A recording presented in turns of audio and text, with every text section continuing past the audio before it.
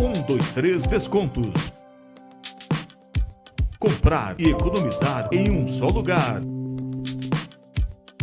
123descontos.com.br.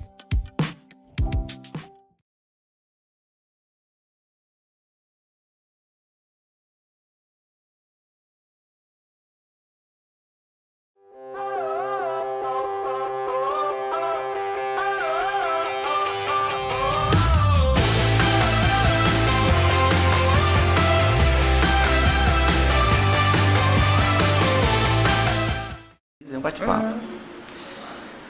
Olá, podcast Pelezinho no ar, sempre trazendo personalidades do esporte de Campo Grande, do estado, do Brasil.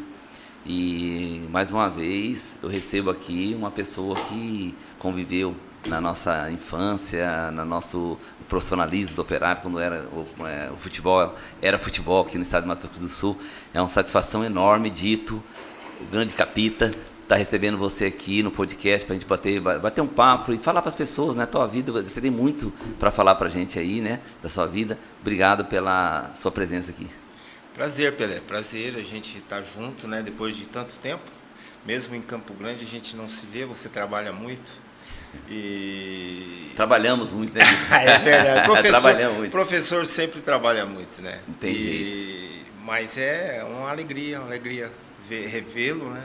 Saber que você está bem e estamos aqui juntos, vamos trocar uma ideia daqueles tempos. Infelizmente, né, a gente vai falar de um operário que a jovem guarda não conheceu, não conhece, mas felizmente para nós tivemos o privilégio de conviver com o melhor da história do operário. É verdade. E isso é um motivo de muito orgulho para nós. Muitas lembranças positivas, muita né? coisa, muito aprendizado, né? Nós tivemos a oportunidade de fazer parte daquele grande time de 77. Não jogávamos, mas convivíamos juntos, né? Nós estávamos chegando lá no profissional e você aprender com a experiência de um Manga, de um Biluca, né? De um Arthurzinho, era fantástico. Né? Muito bacana. Ô Dito, a sua infância, eu joguei no São Bento com cocada, né? A gente ia tocar. Você é mais velho que a gente, né? Então, você já estava num outro patamar. Não. Você jogou era Corinthians? Você jogou naquela época de guri, você jogava onde? Eu, aos 12 anos de idade, eu fui trabalhar com o seu Rui, que era dono do Corinthians. Na época, né? Ele, o seu Rui e o seu Tião Melo. Isso. E o meu irmão mais velho, né? O Miller mexicano, ele já jogava no Corinthians. Então eu estava sempre junto e tal, eu jogava pouco, né? Eu era tipo filho do dono, porque os caras achavam que ele era meu pai. E foi um pai para mim, realmente, me ajudou muito. E aí em 76 nós fomos pro São Bento. Nós disputamos, você jogou no São Bento, que era uma categoria maior. Com o Miquimba. Isso, técnico Miquimba. Miquimba. Nós tivemos a oportunidade de disputar um infanto juvenil no São Bento. Fizemos uma temporada muito boa e logo depois a gente recebeu o convite de ir para o Operário, já no primeiro ano de juvenil, no caso, naquela época, né, 17 anos. E aí começou toda a história, né? Mas vamos falar aqui, para quem não sabe, né? O Dito é de uma família inteira de jogador de futebol. Ó, Miller. Primeiro o Müller, né? Que a gente fala Müller é o Miller que mexicano. É o mexicano hoje. Tá morando no México? Não, ele mora aqui. Mora aqui. Aí ele voltou, né? Voltou, né? Tá com a gente. Então, o Miller foi o primeiro, né? Que foi jogar no São Paulo, né? Exato. Aí foi levando, né? Foi levando o Toninho, né? Que para todo mundo o Toninho é o Miller, que jogou na seleção brasileira, foi campeão pelo São Paulo, né? Exato. Esse é o Miller, né? O Cocada, que todo mundo conhece também, que fez aquele gol histórico, lá, que ele saiu do Flamengo, foi pro Vasco, fez o gol do título do Vasco. Ele jogou 3 minutos. Ele entrou, fez o gol e foi expulso. Exatamente. Existem algumas coisas que só acontecem com o Cocada. E o Dito, que nós estamos aqui conversando. Então, tem O Rudinei, que é o caçula, jogou né? no Operário também. Jogou também no Operário. No Operário e depois, também. posteriormente, jogou com o Cilinho no São Paulo. O Leba. Santo André. Do Operário. O Leba e começou jogou no Corumbaense. O Leba foi um fato assim. O Leba foi o único irmão que jogou no Operário, no Comercial e no Corumbaense. Nós somos crias do Operário, começamos no Operário e jogou no Corumbaense. Eu tive a oportunidade de jogar uma temporada no Corumbaense, mas aqui em Campo Grande nós somos operarianos raiz mesmo, né? Essa passagem do Dito lá, como chama ele lá do Rio de Janeiro? Dida, o Dito, tinha uma galera do Operário lá, né? Na época. E nós jogamos. Na época, o presidente do Corumbaense era o presidente da federação. Né? O Alfredo Zanotti Júnior. E por influência dele, né? Ele acabou levando 7 ou 8 jogadores garotos do Operário para jogar no Corumbaense. E eu e o Dida estávamos no meio. Eu só tô lembrando, sabe por quê? Porque nós jogamos uma sexta-feira de carnaval em Corumbá. Eu não gosto de carnaval. Aí vocês insistiram para mim. Entendo. Aí eu fiquei lá em Corumbá para pular o carnaval, porque era no Hotel Central, nem que vocês moravam lá. Sim, arrumaram um quarto lá para mim. O Lote, lateral do Operário, que jogava eu estava no Operário, estava no Corumbaense. E aí o Lote estava de olho nas camisetas, que eu tinha uma coleção de camisetas que eu tinha, e ele fazia coleção. E tinha umas 3 camisetas lá que ele não tinha. E queria comprar de mim, eu não vendo não, de jeito nenhum. Quando chegou lá nesse dia, eu não tinha dinheiro, tava lá e falou, Pelé, eu compro tua camiseta, eu te dou o dinheiro aqui. O que você não faz no carnaval, hein, Pelé? Aí ele me deu a grana para ficar lá, e aí eu fiquei o carnaval lá com vocês, lá dormi lá, vim embora no domingo. Foi uma fase boa. Nós tivemos uma temporada no Corumbaense. Eles seguiram, eu retornei, mas assim, foi um ano assim, especial. Foi bacana. Sou muito grato ao seu Alfredo Zanotti Júnior. Eu fiz um parênteses. E a galera toda. Eu fiz um parênteses, vamos falar do Corumbaense, né? Eu fiz um parênteses só para lembrar que eu lembrei do carnaval, na época de carnaval, então eu lembrei que eu passei um carnaval em Corumbá. Ficando lá no hotel com vocês lá e você não ia pra Gandaia, que o Dida, mas o Dida ia. O Dida me levou. Tinha uma galera que gostava, né? O pessoal me levou pro carnaval. Mas Dito, então lá retornando lá, eu só dei esse parênteses para as pessoas saberem quem que é o Dito. Dito faz parte da família Miller, né? É uma família grande, né? E que eu conheci desde pequeno também, porque eu convivi junto com vocês lá na Japurá. Tempo bom. Grande Japurá. E aí você foi pro Operário. Dito, você viveu no Operário, até por ser mais velho que eu, colocado uma época melhor ainda do que nós vivemos. Você viveu, em 77 já estava fazendo parte do grupo lá, né? Era juvenil, mas fazia parte do grupo lá, né?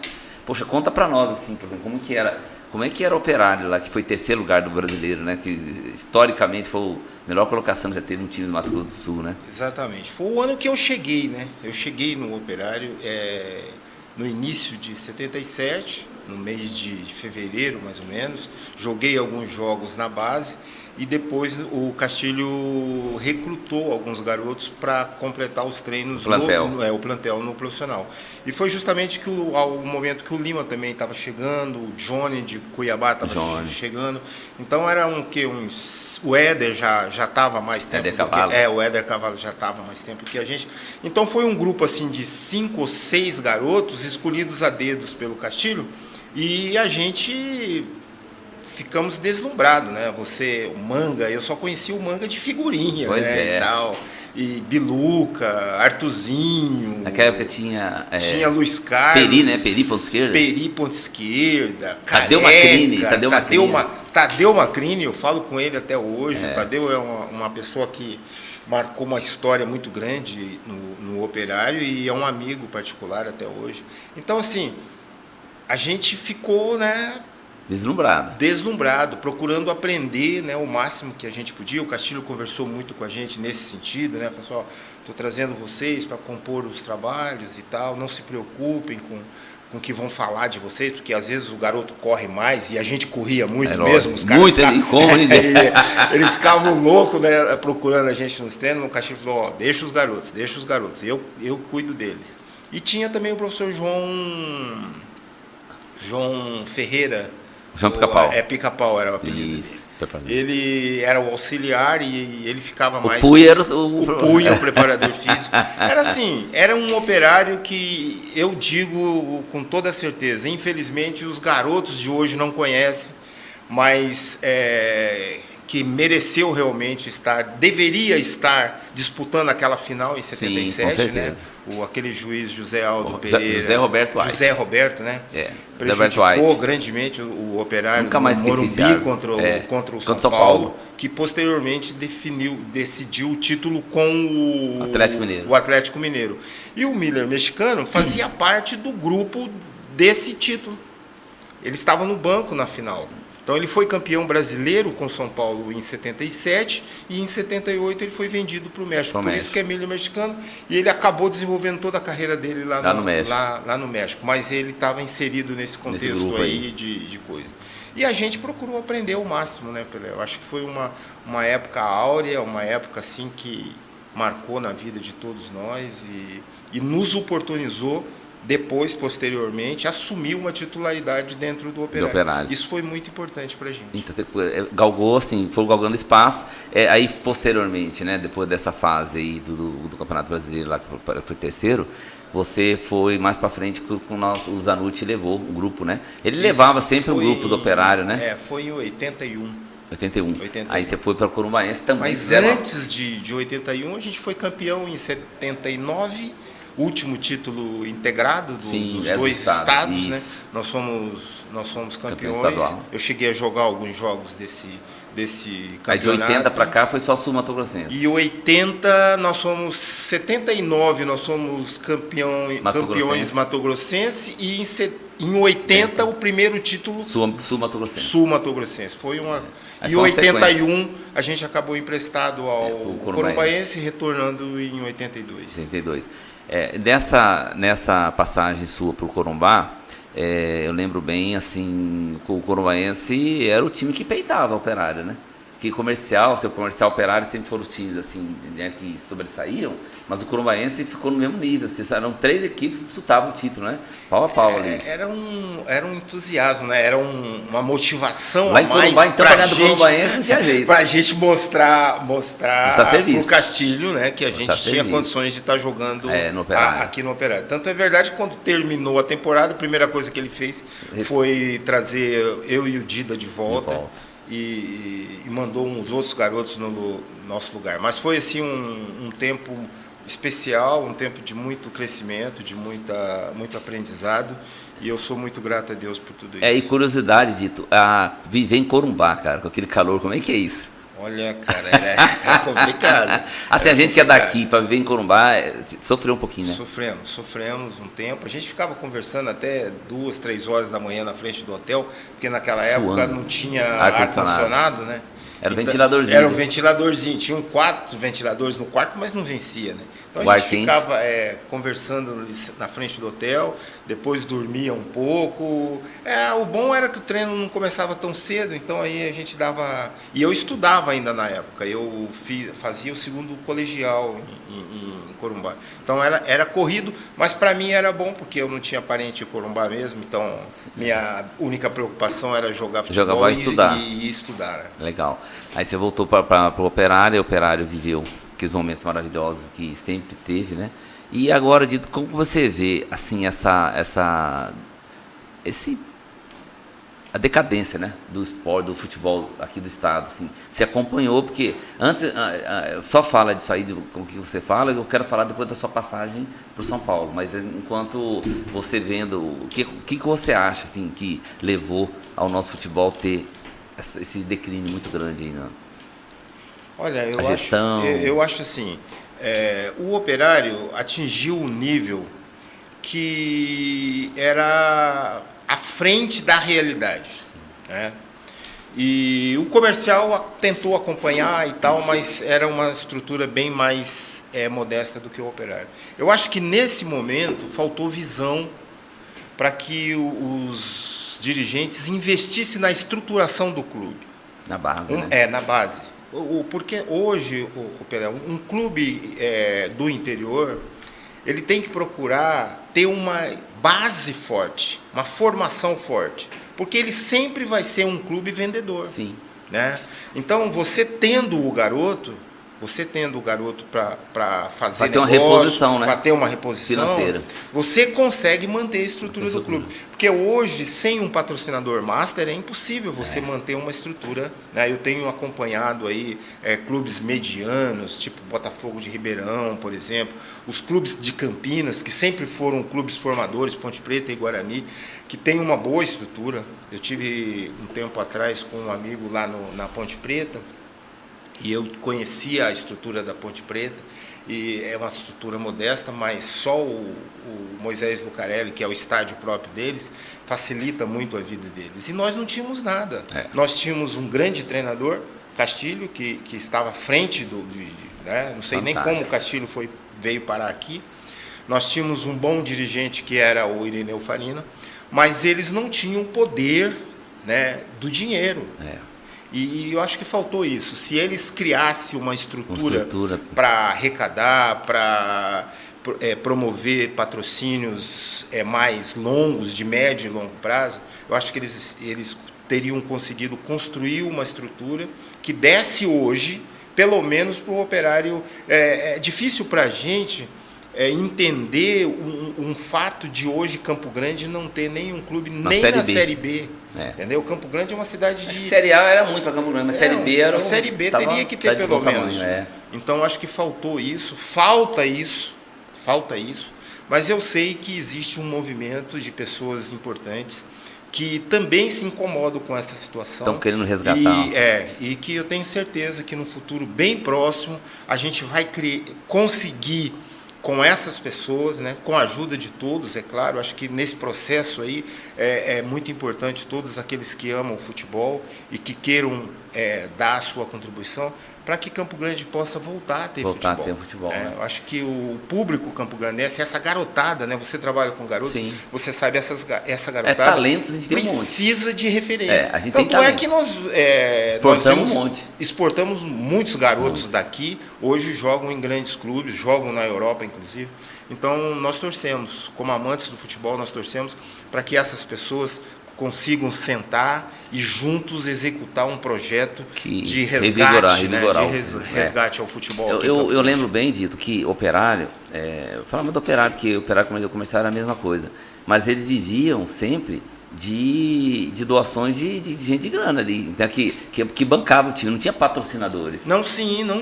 Eram pessoas apaixonadas pelo futebol, que era operariano, ajudava o operário, que era comercialino, ajudava o comercial. Exatamente. Mas não tinha essa estrutura profissional que existe hoje. Exato. Né? Então, essa visão de profissionalismo, transformação do, do amadorismo pro profissional, a transição que não houve. Não houve.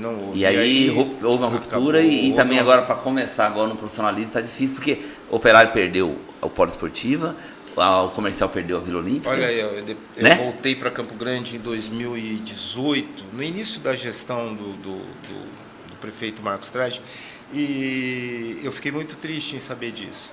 Por quê? Porque ali na Bandeirantes nós vivemos... é uma história, né, cara? A gente tem ali histórias, nós temos ali um convívio, a gente cresceu muito juntos ali, e hoje saber que a gente não tem mais aquilo não existe mais. Aquilo foi uma perda irreparável, infelizmente. Montaram um monte de comércio ali na Bandeirantes. E o poliesportivo está lá largado, porque teve problema de justiça, na justiça, está lá agora, até construíram um pedaço dele está construído, outro pedaço não está. Eu passei ali, eu estava saindo lá para aqui da Onda, eu olhei, fiquei dando uma tristeza, lembrar tudo que a gente passou ali, né, como era bom. E o Vila Olímpica virou compra. Isso é muito triste. Eu acho que tanto comercialinos como operarianos deveriam se unir num projeto grande de resgate. Para voltar os dois. Porque é importante os dois. Campo Grande é operário e comercial. Tem que ter essa rivalidade aí. Se você estruturar bem operário e comercial, a referência para o interior cresce e ajuda a desenvolver o coisa. Mas Campo Grande é operário e comercial. Não tem jeito. Aí, Dito, você jogou até uma certa idade, você formou educação física, você aí alçou novos voos, né? Aí você foi para São Paulo. Agora, quando você saiu daqui, aí você foi para o São Paulo, não é isso? Então, são duas preparação física, né? São duas coisas bem assim próximas e distintas. Por quê? Porque o dito zagueiro, criado no Operário, joguei no Corumbaense, joguei no Caxias, joguei no Araçatuba, o Magrão, Dida e João Clóvis, né? Tivemos uma passagem boa lá em Caxias, foi logo em 82, no segundo semestre de 82. E o zagueiro dito encerrou a carreira aos 27 para 28 anos, quando meu filho nasceu. E nasceu o professor Lucas. Então, eu fui estudar, fui para a faculdade, me formei aqui. E dos irmãos, um fato assim, dos irmãos, o único que não tinha jogado em clube grande era eu. Clube grande, que eu digo num grande cenário, fora de exatamente, fora de Campo Grande. E surgiu a oportunidade de trabalhar como preparador físico no São Paulo. Né? Nas categorias de base. Nas categorias de base. Isso foi em 96. Em 92 eu estive participando de um estágio na Barra Funda com o Moraci Santana na época, com o Tele Santana. Era o cara da época, né? Tele Santana e Moraci Santana eram campeões mundiais, sim. Né? E eu tive a oportunidade de passar um tempo com eles e tal. Retornei a Campo Grande, eu tinha a minha escolinha na época, né? Que nasceu da primeira escola de futebol da Prefeitura Municipal, que foi criado pelo Bosco e pelo da Silva na gestão do Pércio de Andrade, na Sense. Na Sense, exatamente. Isso. Então, quando eu parei de jogar, eu fui encaminhado ao Pércio. O próprio presidente do Operário na época, eu não me lembro o nome dele agora, ele falou comigo assim, pô, mas você vai parar mesmo? Eu falei, vou, presidente, vou parar e tal. Meu filho nasceu, eu não quero... Eu tinha, assim, muito medo de ficar igual o Leba, meu irmão. 6 meses aqui, 6 meses ali e tal, e eu não queria isso para mim. Então eu resolvi parar. Ele falou assim, olha, eu não tenho aqui na secretaria nada para você, mas eu vou te encaminhar para o Pércio, ele é o secretário de esportes, ele vai ter alguma coisa para você, eu vou recomendar você. Eu falei, eu te agradeço muito. E eu fui.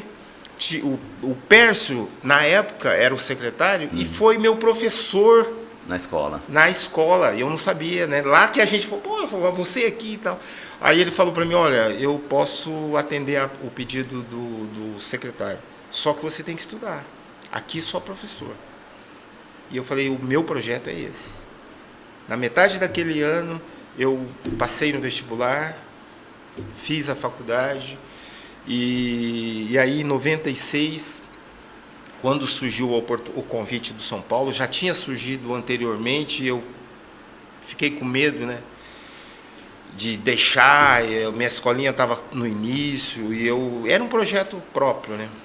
Mas aí eles retornaram a fazer o convite, a proposta era boa, e eu falei, sabe uma coisa? Eu fui o único que não conhecia o contexto de um grande clube fora daqui de Campo Grande. O Cocada tinha jogado no Vasco, Flamengo, os dois Millers tinham estado no São Paulo, o Rudinei teve estado no São Paulo, o Leba já tinha passado por grandes clubes, inclusive o São Paulo. Aí eu aceitei o convite, Pelé. E foi, assim, para mim, um divisor de águas, entendeu? Por quê? Porque eu fiquei 17 anos dentro do São Paulo. Eu sempre falo, o São Paulo, para mim, é a minha pós-graduação, é o meu mestrado, é o meu doutorado, porque ali eu vivi todas as experiências possíveis, entendeu? E o São Paulo, nessa época que você estava lá, sempre foi referência na base. Sim. Agora perdeu muito, né? Porque o Palmeiras cresceu, o Santos cresceu. Sim, exatamente. Né? Os outros clubes... Eles não tinham muito assim como tinha o São Paulo. Não tinha essa visão de clube formador, né? O São Paulo sempre foi um clube formador. Aí Cotia, e hoje não, mas Cotia hoje é filé. Cotia hoje é um centro de excelência. Nós pegamos o Morumbi, onde todas as categorias moravam debaixo da arquibancada do estádio do Morumbi e treinavam no Estrela da Saúde. 1 hora para ir e 1 hora para voltar naquele trânsito maluco de São Paulo. Então a gente sofreu muito. Quando chegou Cotia, que foi em 2004, aí paraíso. Foi um paraíso. Hoje é um paraíso. Eu sempre digo, hoje eu não entendo como que o São Paulo, com centro de excelência daquele, contrata jogador. O São Paulo deveria produzir ali naquele centro. Todo ano uma safra especial para atender o primeiro time e para fazer negócio. Mas enquanto os clubes brasileiros não tiverem dono, sempre vai ter esse problema, entendeu? Porque essa transição, né? Às vezes entra um cara bom, mas Sim. às vezes entra o cara que não olha para tipo, você tem visão diferente, né? Não, exato. Aí não dá sequência, né? Com o trabalho. O mandato, né, político de 2, 3 anos, eu acho que é um tempo muito curto para se desenvolver um trabalho. E como é que foi lá, Dito? Você começou como preparador físico. Comecei em Era 96, naquela época agosto era de juvenil, 96. já era juvenil, né? Era o que? Infantil, Infantil, juvenil e sub-20. Assim, eu comecei no infantil junto com o Pita na época. O Pita era um grande ídolo do São Paulo, né? E para mim era muito importante. Eu aprendi muito com ele e nós fizemos uma boa campanha. Nessa época, o Kaká chegou para a gente, como ele era do clube social, e ele veio para a formação. Tinha 15 anos naquela época e Juan, lateral. Era uma safra muito boa. Júlio Santos, Júlio Batista. Isso eram tudo juvenil. Infantil. Então, eu tive privilégio de trabalhar com uma safra desse nível no sub-15, no sub-17 e no sub-20. Você deu a sequência nesse trabalho. Dei a sequência nesse trabalho. Nós, tanto eu como o Pita, a gente passou pelo sub-15, passou pelo sub-17 e passamos pelo sub-20. Então, vocês foram acompanhando? Fomos acompanhando, exatamente. Ah, legal. Fomos acompanhando. Então, isso é importante dessa sequência. Foi, né? a época que o São Paulo mais formou, né? Mais formou jogadores de qualidade. De ponta, né? De ponta. Hoje o São Paulo tem formado aí, mas é esporadicamente, né?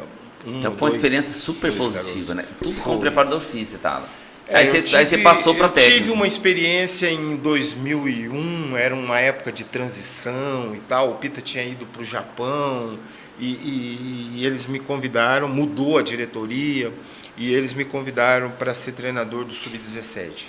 Era um sonho que eu tinha de ser treinador, até pela minha formação, né? Uhum. Eu e aí, aceitei. como é que foi? Olha, peraí. A pressão é vida grande. de treinador é terrível, terrível. Terminei a temporada de 2001 com 2 úlceras. Muito estressante. É muito desgastante, muito né, desgastante. cara? É muito Nós desgastante. perdemos naquela época a final para o Santos, do Robinho e do Diego. Né? Eles ganharam da gente dentro do Morumbi o primeiro jogo e o segundo jogo aí está o lance de bastidor, né? O jogo estava marcado para Vila Belmiro, nós chegamos na Vila Belmiro e eles tinham transferido o jogo para o Jabaquara. Jabaquara é ali perto de Santos e o campo um pasto. Meu time era muito técnico. E aí a gente acabou, empatou. Nós ganhamos o jogo de 3-2, mas eles tinham um gol de vantagem. Né? E aí a gente acabou perdendo o título. Mas foi assim um aprendizado muito grande. Desse time saiu o Fábio Santos, né, que já vinha desde o Sub-15. Esse time saiu o Ed Carlos, que veio pra gente, saiu o Hernani, o Profeta. Exatamente. Então eu fico muito feliz, porque assim, quando eu não gosto de falar muito, porque os caras às vezes pensam assim, pô, mas não, cara, eu tive a felicidade de participar desse processo. Sim. Entendeu? Eu não posso dizer que eu revelei o Kaká, eu revelei o Hernani. Não, mas eu participei da formação desenvolvimento dele, né?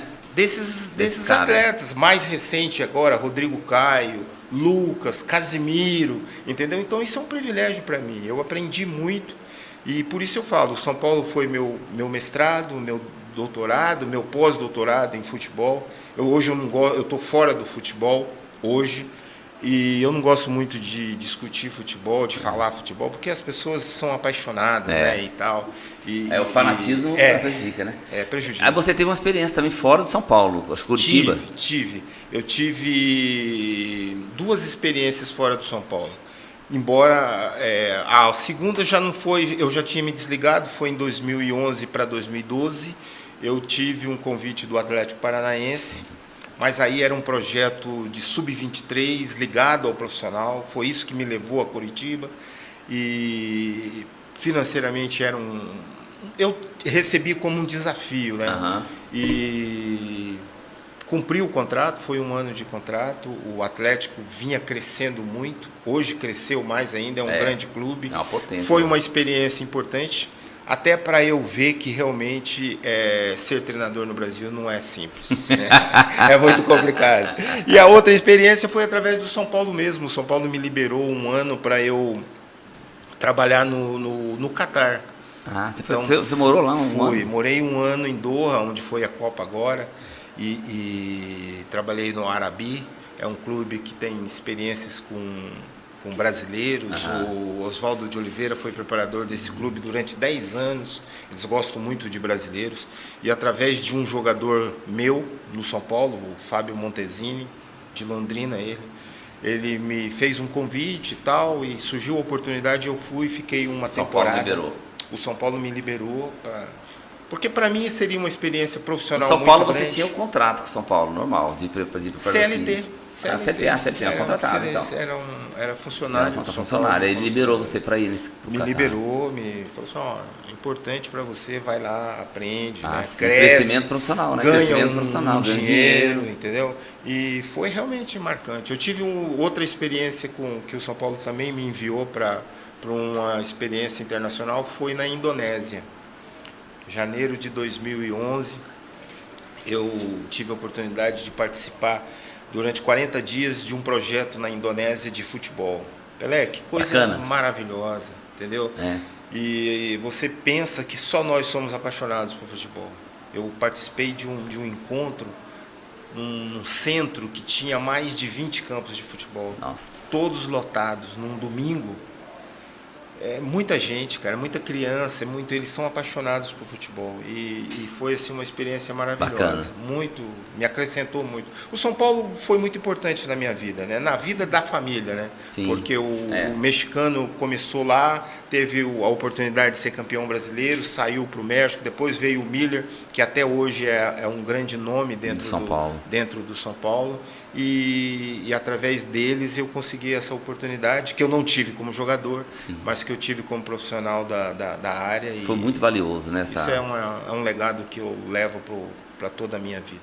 Então, Dito, aí vem a pergunta, assim, o que te levou a abandonar assim, o futebol? Você tem uma experiência bacana, você teve oportunidades maravilhosas, assim, tanto como atleta, como treinador, como preparador físico e tal, nesse meio ali. Eu vejo assim, você deu um toque aí, né? Você falou que é difícil ser treinador do Brasil e tal.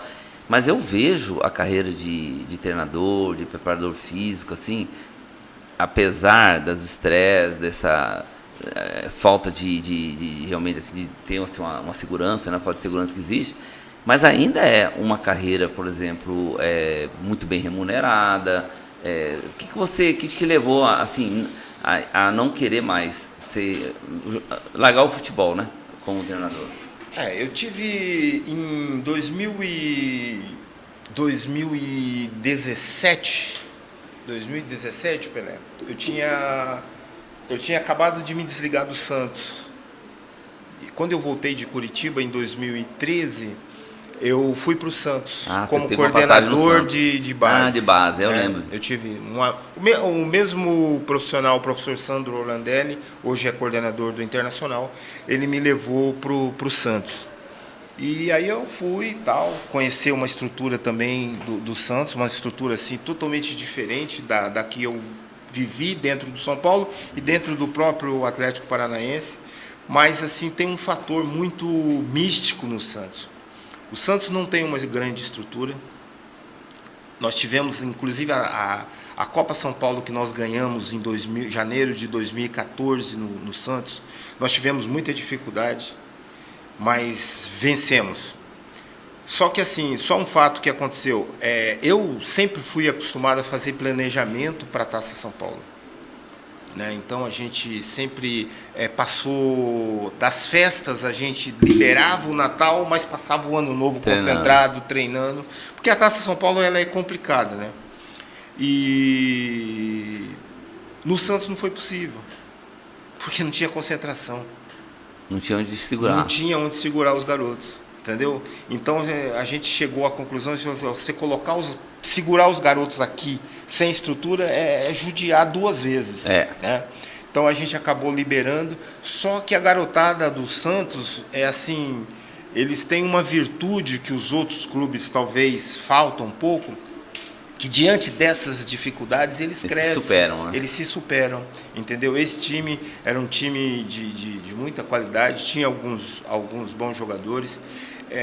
Aquele time foi campeão, foi 2014, né? 2014. Quem que sobressaiu no profissional ou não teve ninguém? No Santos, naquela época, teve um zagueiro, Jubal chegou a jogar no profissional. Teve mas não se destacou, não. Não foram destaques assim. Que nem teve Robinho, teve. Sim, não Neymar, teve. Não teve. Grandes figuras não teve, não. Mas teve alguns garotos que foram utilizados no time profissional e posteriormente foram vendidos. O Caju, lateral esquerdo, por exemplo, foi esse. O Santos vendeu bem para o exterior. Então eu tive no Santos até lá 2000. Lá com passagem pequena. Foi de 2013, eu me desliguei em fevereiro de 2015. 2 anos. Do Santos. Mas foi uma experiência boa também, porque já foi na área de gestão. Entendeu? Eu saí do campo para a área de gestão, que é uma área hoje que me fascina muito. Ah, tá. Você entendeu? Sim, eu acho que toda essa experiência que eu adquiri como preparador, como jogador primeiro, depois como preparador físico, onde você trabalha muito. O preparador físico é o cara que trabalha muito. Como treinador e depois, posteriormente, como gestor. Eu gostaria de continuar no futebol, mas hoje na área de gestão. Para você poder viabilizar aos profissionais as condições necessárias para você poder cobrar. Porque existe uma cobrança muito, muito grande em cima do preparador físico, em cima do treinador, do técnico, mas não existe muitas vezes dentro do clube uma estrutura para você desenvolver. Né? A gente vê isso agora. Eu concordo. Você vê claramente isso agora no Flamengo. O rapaz acabou de chegar, entendeu? Acabou de chegar. Chegou de costas. Exatamente. Chegou então, de costas. O que acontece? Você não pode imputar esses resultados ao trabalho dele. Que trabalho que o cara fez meia dúzia de treino? Chegou em janeiro. Acho que nem a estrutura toda do Flamengo ele deve conhecer, coitado. Ainda não deu Mas tempo. ele já vai embora. Por quê? Porque a realidade do futebol é essa. Um clube grande. É resultado. Um clube grande como o Flamengo, que criou uma expectativa em cima de certas conquistas, não pode perder. Entendeu? Ele é escravo do resultado. Esse é o grande problema do treinador no Brasil. Eu acho que o treinador no Brasil hoje, que tem mais tempo de trabalho, é o do Palmeiras, né? Abel. Por causa dos resultados. Sim. Tem muita gente que não gosta dele. Entendeu? Mas ele tem resultado. Então você não pode. Que resultado. Que resultado, né? Então, é isso, Pelé. Não que eu seja palmeirense. Não, mas hoje, assim. Hoje eu sou um cara contra ele, sabia? No início dele. Não, eu retranqueiro. O time jogava. Você não gosta fazia um gol. Fazia um gol e colocava 5 volantes e mais 4 zagueiros para fechar. Aí, com o passar do tempo, ele melhorou muito. Hoje eu reconheço que ele tem ele também. Agora ele é muito chato. Não, ele é muito chato. Mas você sabe que todo vencedor é chato, Pedro? Né? Todo vencedor é chato. Sabe por quê? Bernardinho. Porque ele se torna escravo do resultado. Você entendeu? Você olha para o treinador do Palmeiras hoje, você vê o quê? Resultado. Você não vê simpatia, você não vê cordialidade com ninguém, você não vê ele preocupado em agradar jogador. Então, é isso, o futebol é isso. Então você tem que saber disso. E ele não está errado. Não está errado. Ele está certo. Né? Porque senão ele já tinha ido voltado para Portugal há muito tempo. Como esses patrícios dele. Tirou o Jesus lá, que teve aquele resultado. Hoje, se eu sou dirigente da gestão do Flamengo, eu trago o Jesus, cara. Traz o Jesus. Mas eu te afirmo que ele não vai ter o sucesso que ele teve. Pode ser que não, Pelé, mas acontece o seguinte, quanto o Flamengo... Sabe quando dá certo? Ele chegou numa fase que o Flamengo estava aqui, os outros tudo aqui. Mas o Flamengo nadava de braçada. Tipo assim, não tinha nenhum time para competir com o Flamengo. Sim, mas aí ficou fácil para ele. Não, ficou fácil. Ele tornou fácil. Ele tornou fácil. Não sei. Eu achava ele prepotente. Não, eu achava assim, o time que ele tinha ali. O Flamengo dele vencia e convencia. Sim, o time era uma máquina. Intenso. Os caras estavam voando. Intenso. Não é? Eu gosto de futebol assim. Sim, o time do Flamengo dava gosto de jogar. Sim, o time do rapaz do Palmeiras, ele tem resultado, que garante um emprego. Mas você não aguenta, às vezes, assistir um jogo inteiro do Palmeiras. O jogo do Palmeiras não é um jogo Aquele jogo chato, feio, amarrado. Não é um jogo bonito. O brasileiro não gosta disso. Mas os clubes gostam de resultado. Então, se o treinador ganhou, é bom. Se o treinador perdeu, ele vai Exatamente. embora. Que é o que vai acontecer com o treinador do Flamengo aqui agora. Será? Infelizmente. Acho que se ele perder essa Supercopa aí Não, acho sul-americana, que não. que ele vai ficar até a Supercopa americana, Eu entendeu? não sei se vai ficar, não. Eu não acho. acredito muito, não. A nação vai derrubar ele. Será? Ah, vai. É bom, juntar com a nação do Corinthians. Ó, E o que ele fez com o Corinthians foi sacanagem. Ali ele precisava fazer aquilo. É complicado. Sei lá, a gente não complicado, pode julgar também, né? O que o cara fez. Quando o presidente chega lá no clube e manda o treinador embora, ninguém tudo fala certo. nada. Agora, quando o treinador resolve Ir embora. ir embora, e ele foi em final de contrato, ele não abandonou um trabalho Eu só na achei, metade do eu caminho. acompanhei, né? Assim, os comentários, as reportagens e tal, né? A justificativa dele, por exemplo, é que pegou mal. Que a minha sogra, não sei o quê. Aí daqui a pouco ele acerta com o Flamengo. Então, assim, ele ia falar, olha, não quero mais, muito obrigado. Eu vou descansar, vou dar um tempo, se tiver uma né? proposta Vou boa, analisar outro a contexto. proposta, tal. Eu acho que ele deveria ser mais direto. Ele quis enfeitar Aí ele se deu justificar mal. muito, e eu acho que não deve. Mas eu vejo assim, futebol, eu sou ainda muito apaixonado pelo futebol, Pelé. Mas assim, hoje eu não me vejo no campo, eu me vejo na estrutura. E como você vê, facilitar... você acha que tem possibilidade de você desenvolver isso aqui? Ou você, se tiver oportunidade, por exemplo, você ir para fora? Ou você ainda pensa nisso? Não, eu penso hoje em Qual que é qualidade. Eu penso hoje em qualidade de vida. Eu penso hoje em qualidade de vida. Então você vai em Campo Grande. Campo Grande é muito bom. Não tem melhor que Campo Eu penso Grande. em qualidade de vida. Eu vivi 17 anos no São Paulo, me dedicando exclusivamente ao São Paulo. Eu me doei muito para o São Paulo, porque eu tinha um sonho que era chegar no profissional. Entendi. E teve gente que não teve os resultados que eu tive no São Paulo e chegaram no profissional. É porque a gente Mas sabe que é igual o jogador, né? Exato. Não basta jogar bem. Exato. Você tem que Não ter uma basta. estrutura por trás, né? Uma que te indique. É isso hoje que atrapalha o futebol. O futebol se tornou um negócio muito comercial. É muito comercial. Entendeu? Então hoje, não importa se você... Você vê, hoje eu não gosto de assistir jogos do São Paulo. Por quê? Porque o São Paulo está entregue a empresários. Empresário não tem paixão. Empresário é negócio. É negócio. Entendeu? Então eles querem o quê? Colocar o jogador deles com a camisa do São Paulo para depois revender como ex-jogador do São Paulo. E são jogadores, olha, Pelé, com toda a sinceridade, não se pode chamar de medianos. Eles são abaixo de medianos. Medíocre. Não vou nem dizer medíocre, né? Seria muito forte. Não, mas abaixo de medianos. Tem uns caras entendeu? Para o São Paulo. Talvez serviriam para outros clubes, sim, né? Mas não para o São Paulo. Então, hoje o futebol, a visão do futebol está assim. Eu lembro da frase de um grande empresário que ele falou para o meu irmão assim, olha, jogador bom é o meu, porque ele que coloca dinheiro no meu bolso. Entendi. Entendeu? Então, essa é a visão. E isso não é que me assusta, isso é uma realidade, eu convivi de perto com isso tudo, mas eu acho que o futebol precisa crescer não só como um produto de barganha, mas como um produto de custo-benefício.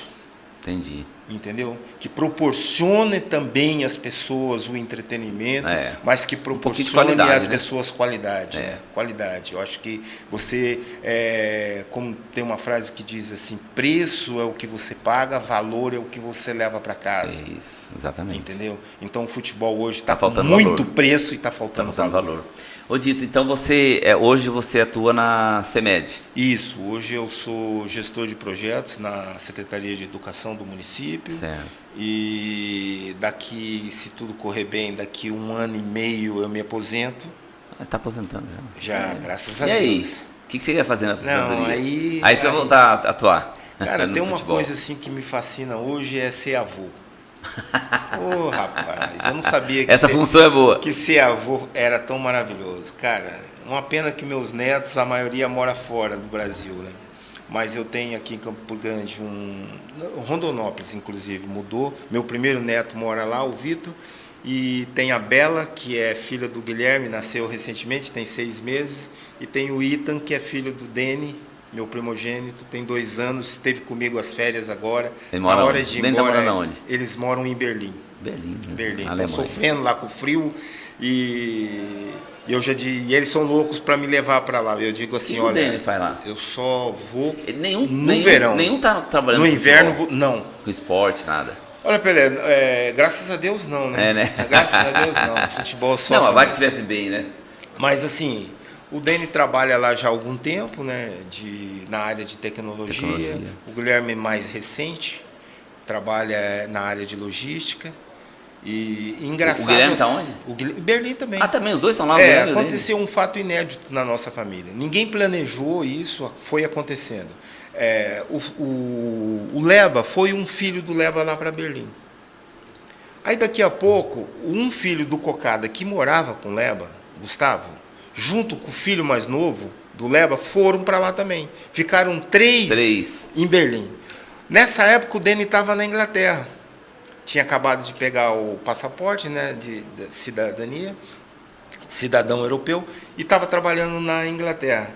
Mas estava difícil, porque Londres é complicado. Né? Londres, quem conhece Londres, é uma cidade maravilhosa, mas é uma cidade sombria, você não vê o sol, é escuro, e ele trabalhava muito, e estava muito sozinho. Aí ele falou, sabe, pai, eu acho que eu vou para Berlim.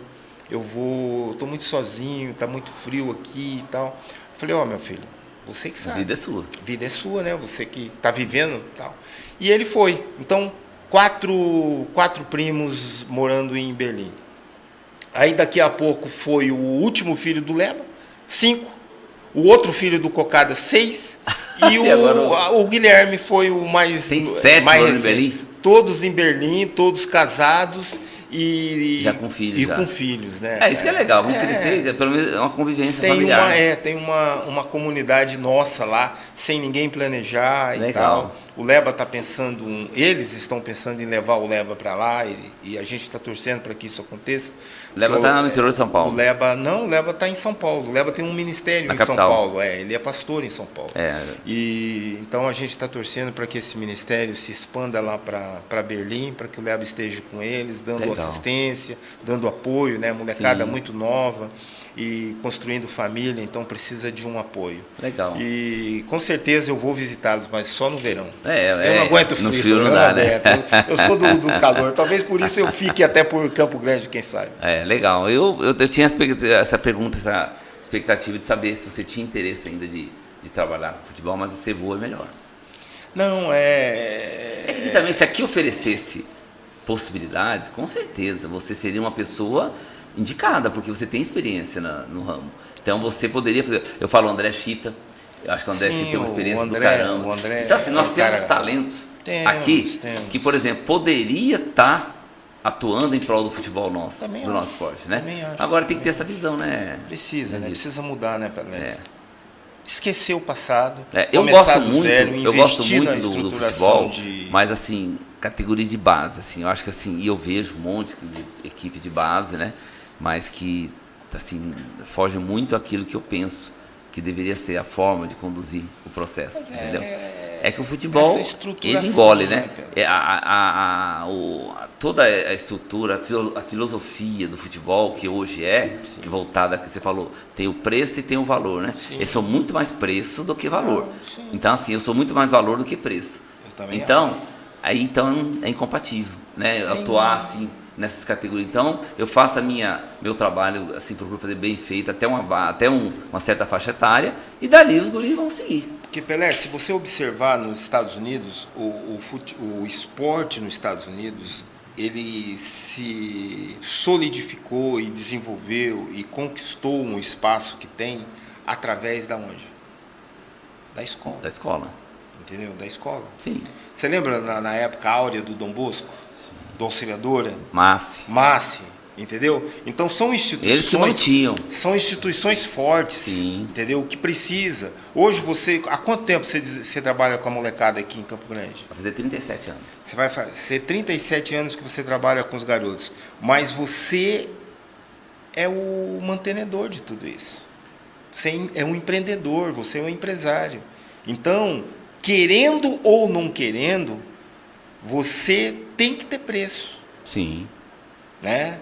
O valor vem junto, mas tem que ter preço. Por quê? Porque você é empreendedor.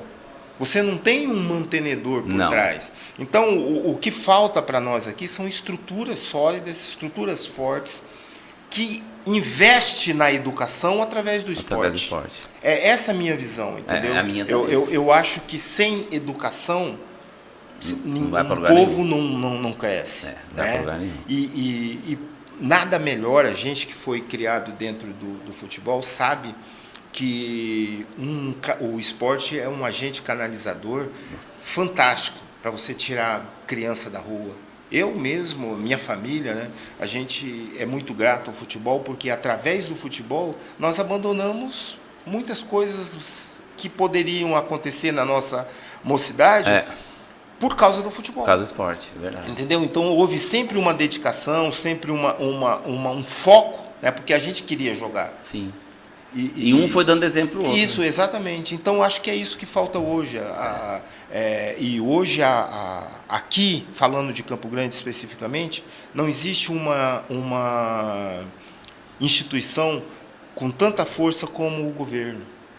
O governo precisa ter essa visão. Entendeu? Nós esperamos agora que o professor Herculano está assumindo aí a Fundesport, né? Nós temos o professor Odair na Funesp. O Marcelo como secretário. O Marcelo como secretário, quer dizer, é um time de peso, cara. Eu acho. Então a gente precisa colocar na mesa um projeto bancado pelo governo, que é a instituição forte, educação através do esporte.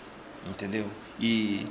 Porque nós temos talento, nós temos esse período que eu fiquei no São Paulo, nós levamos muitos jogadores aqui de Campo Grande. Sim. O Jean é um deles, o Murilo é um deles, entendeu? Hoje esse zagueiro que joga no São Paulo é de Campo Grande.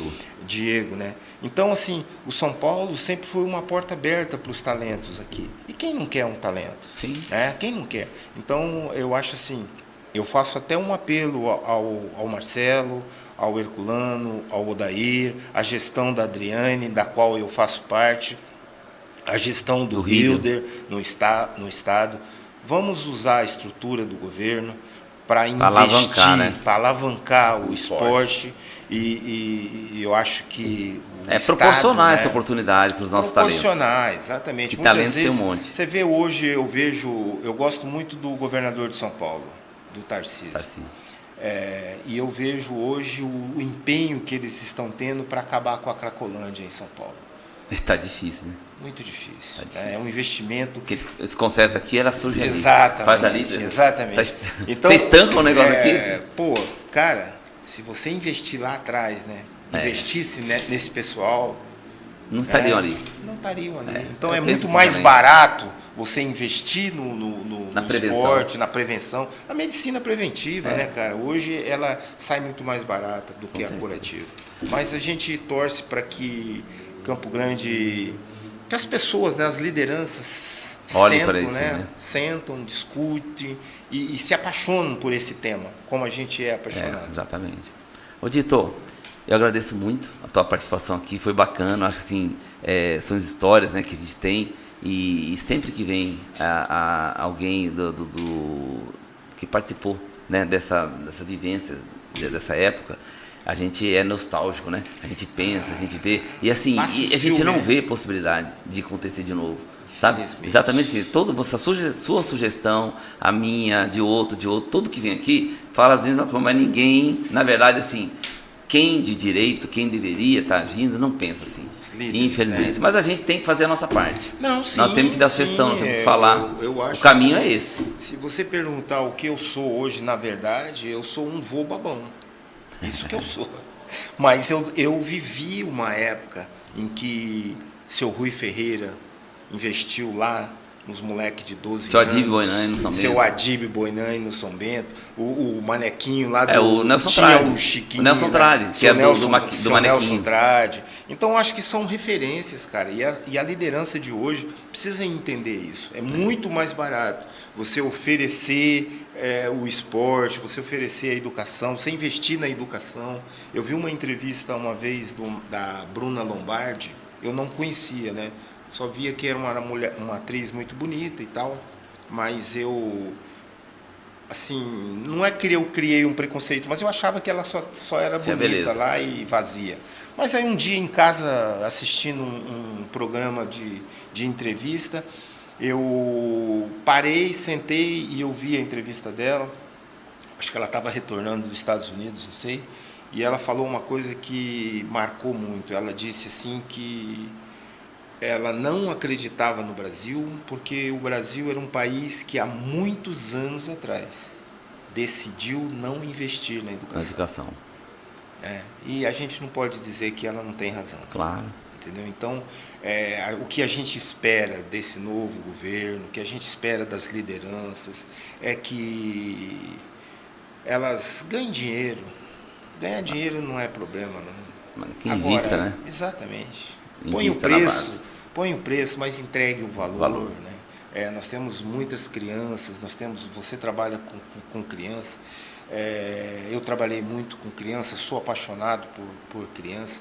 A gente quer ver essa molecada num bom caminho, desenvolvendo, né? Desenvolvendo, crescendo. Nem todos vão ser jogadores de futebol, nem todos vão ser basqueteiros, nem todos vão ser craques no handball. Mas essa base é muito forte, ela leva a base que eles vão levar para a vida, vão fazer deles profissionais melhores, maridos melhores, pais melhores e avós melhores. Eu tenho N exemplos disso aí. Não, eu sei. Né? Eu estou na segunda geração, Dito. Eu tenho filho de ex-alunos. Então o cara está levando lá, poxa, aqui eu fui feliz. Eu dei aula na sua escolinha, pô. Você esse pode ser. Olha, no seu currículo, quando você acabou o curso na educação física, lembra? Exato, Tem 2 horários, eu falei, Dito, não sei o que é pra você. É verdade, eu lembro. Ali na Quadra Bar, na Arthur Jorge e tal. Pra você ver, Pelé, são coisas assim. É que eu falo, a minha mocidade, eu tive oportunidades, cara. Sim. Entendeu? Eu tive muitas oportunidades. Você aproveitou bem. Você vê, quando eu parei de jogar futebol, eu vou ser encaminhado ao mercado de trabalho, eu encontro um ex-professor meu, que me abriu as portas, que me abraçou, que me ajudou. Fui para o Belmar Fidalgo, era o primeiro projeto de escolinhas na prefeitura. Quem que estava lá? 2 ex-jogadores, o Bosco e o da Silva, que me entregaram praticamente o projeto. Falaram assim, se vira. Segue aí. Você entendeu? Segue aí. Ô, Dito, eu falo assim, oportunidade todos nós temos. Não, agora, mérito é de quem aproveita. Não, aproveitar é com a gente. Né? Deus sempre fala isso comigo. E eu acho que é importante a gente enfatizar isso, porque a presença de Deus na minha vida faz toda a diferença. Ele sempre diz assim, abrir o mar é problema meu. Agora você tem que estar lá. Você tem que estar lá. Nessa hora. Né? E aí você tem que marchar. Eu vou abrir. É problema meu. Agora você tem que estar lá. Então, o que a gente espera, a gente sofre muito com essas realidades todas, mas a gente acredita muito, porque a gente é daqui, né, Pelé? A gente é daqui. E eu acredito, cara, acredito muito nesse pessoal aí, acredito muito que a nossa prefeita tem muito para contribuir, entendeu? Eu acredito muito que o Hilder tem muito para contribuir.